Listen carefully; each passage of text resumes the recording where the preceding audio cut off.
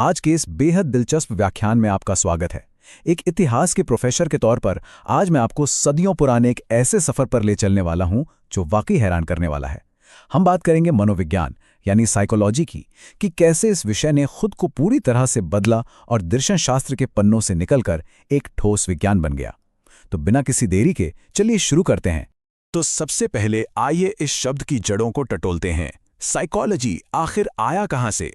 दरअसल ये लैटिन भाषा के दो शब्दों का मेल है, साइकी यानी आत्मा और लोगोस यानी अध्ययन। मतलब जब इसकी शुरुआत हुई थी ना, तो ये फिलॉसफी का ही एक हिस्सा माना जाता था और इसका एकदम सीधा सा अर्थ था आत्मा का अध्ययन। अब इस पूरे ऐतिहासिक सफर को समझने के लिए मैं हमेशा अपने स्टूडेंट्स को रॉबर्ट वुडवर्थ का ये मशहूर कोट बताता हूं। ये सिर्फ एक कोट नहीं है, बल्कि आज के हमारे इस पूरे लेक्चर का रोड मैप है। उन्होंने कहा था, मनोविज्ञान ने पहले अपनी आत्मा खोई, फिर अपना मन, फिर अपनी चेतना और अब वो व्यवहार को अपनाए हुए है। सुनने में थोड़ा अजीब लगा ना, लेकिन सच मानिए ये एक पूरी कहानी है कि कैसे इस विषय ने एक एक करके अपनी पुरानी मान्यताओं को पीछे छोड़ दिया। आज की क्लास का एजेंडा आपकी स्क्रीन पर है। हम 4 प्रमुख पड़ावों को देखेंगे। आत्मा के विज्ञान से शुरुआत करेंगे, फिर मन के विज्ञान को समझेंगे, उसके बाद चेतना का युग और अंत में आज के व्यवहार के विज्ञान पर आकर अपना निष्कर्ष निकालेंगे। अब देखिए, ये जो बदलाव आप देख रहे हैं, ये कोई रातों रात नहीं हुआ। एक सही वैज्ञानिक मानक तक पहुंचने में सैकड़ों साल लग गए। 16वीं सदी की आत्मा से लेकर 20वीं सदी के व्यवहार तक ये पूरी टाइमलाइन दरअसल ट्रायल और एरर का एक बहुत लंबा और संघर्ष भरा सफर रही है। तो चलिए अपनी टाइम मशीन को 16वीं शताब्दी में सेट करते हैं और देखते हैं मनोवैज्ञानिक अध्ययन का पहला प्रमुख युग, मनोविज्ञान की जड़ें और आत्मा का विज्ञान। उस दौर में हमारे पास फिलॉसफी के सबसे बड़े दिग्गज मौजूद थे, जैसे अरस्तू और प्लेटो। इन दोनों महान विचारकों का बिल्कुल पक्का यकीन था कि मनोविज्ञान का मतलब सिर्फ और सिर्फ आत्मा का अध्ययन है। और याद रखिए, उस वक्त विज्ञान और दर्शन शास्त्र लगभग एक ही माने जाते थे, तो ये परिभाषा हर किसी को बिल्कुल सही और सटीक लगती थी। लेकिन इस दावे में एक बहुत ही बड़ी खामी थी। दावा था कि मनोविज्ञान आत्मा का अध्ययन करता है। अब जरा आप ही सोचिए, क्या आत्मा का कोई रूप, रंग या आकार होता है? बिल्कुल नहीं। और विज्ञान को क्या चाहिए? सबूत, डेटा, जिसे नापा जा सके। अब जिस चीज का कोई फिजिकल फॉर्म ही नहीं है, उसे भला कोई साइंटिस्ट कैसे नापेगा? बस इसी वजह से ये पहला सिद्धांत पूरी तरह से फ्लॉप हो गया। इसके बाद हम आते हैं 17वीं शताब्दी पर। जब आत्मा का कॉन्सेप्ट काम नहीं आया, तो विद्वानों ने नया रास्ता खोजा, यानी मन का विज्ञान। इस सदी में बदलाव के सबसे बड़े चैंपियन बनकर उभरे इटली के दार्शनिक पोम्पोनाजी। उन्होंने इस विषय को एक नई वैज्ञानिक पहचान दिलाने की कोशिश की। उनका तर्क था कि भाई, आत्मा को छोड़िए, मनोविज्ञान असल में मन और मस्तिष्क पर केंद्रित है। उस समय के हिसाब से ये कदम काफी लॉजिकल और एडवांस लग रहा था। पर कहानी में फिर ट्विस्ट आया। ये दूसरा सिद्धांत भी ज्यादा दिन नहीं टिक पाया। और मजे की बात देखिए, इसके फेल होने का कारण भी बिल्कुल वही था।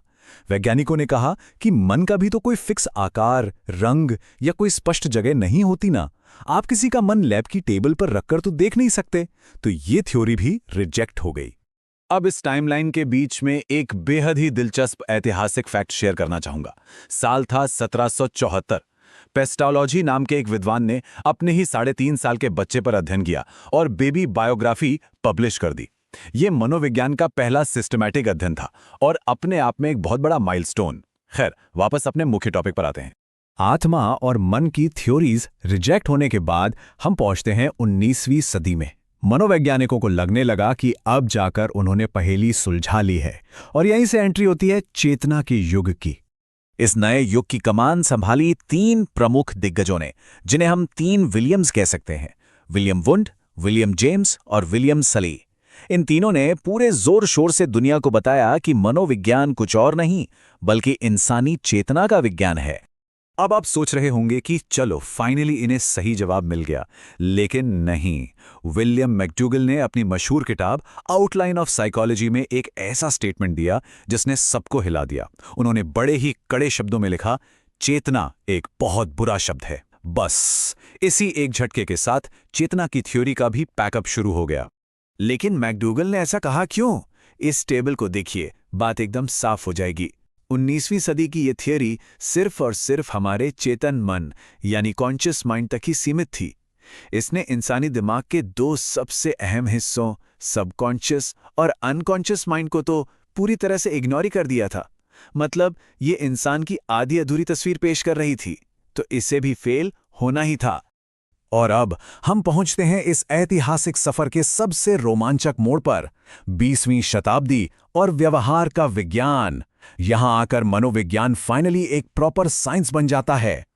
इस सदी ने हमें मनोविज्ञान के ऐसे मॉडर्न दिग्गज दिए जिनका नाम आज भी हर साइकोलॉजी क्लास में गूंजता है। वॉटसन, स्किनर, पावलोव और थॉर्नडाइक, ये वो नाम हैं जिन्होंने इस पूरी फील्ड को पलट कर रख दिया। इन्होंने साबित किया कि मनोविज्ञान में अगर कुछ सच है तो वो है इंसान का व्यवहार यानी बिहेवियर। अब सबसे बड़ा सवाल ये उठता है कि जो काम आत्मा, मन और चेतना नहीं कर पाए, वो व्यवहार ने कैसे कर दिखाया? ये नया स्टैंडर्ड क्यों बना? बहुत सिंपल है, क्योंकि व्यवहार को आप ऑब्जर्व कर सकते हैं, आप उसे देख सकते हैं, नाप सकते हैं, और सबसे जरूरी बात, इसके जरिए आपको एकदम सटीक और रिलायबल डेटा मिलता है। ये हवा में बातें करने जैसा नहीं था, ये प्योर साइंस था। तो चलिए आज के इस व्याख्यान के अंतिम निष्कर्ष पर आते हैं। अगर हम शुरू से लेकर अब तक के सफर को देखें तो रॉबर्ट वुडवर्थ की वो शुरुआती बात बिल्कुल सच साबित होती है ना? मनोविज्ञान के लिए अपनी आत्मा, मन और चेतना को खोना कोई हार नहीं थी, बल्कि एक वैज्ञानिक जरूरत थी। उन पुरानी मान्यताओं को छोड़े बिना हम कभी भी व्यवहार जैसी मजबूत वैज्ञानिक नींव तक पहुंच ही नहीं पाते। अब क्लास खत्म करने से पहले मैं आप लोगों के लिए एक सवाल छोड़ना चाहता हूं। विज्ञान हमेशा बदलता रहता है, तो जैसे जैसे हमारी समझ और न्यूरोसाइंस आगे बढ़ रहे हैं, क्या पता अगली शताब्दी में मनोविज्ञान की परिभाषा कुछ और ही हो जाए। इस बारे में जरूर सोचिएगा। आज के इस क्लास में मेरे साथ जुड़ने के लिए आप सभी का बहुत बहुत धन्यवाद।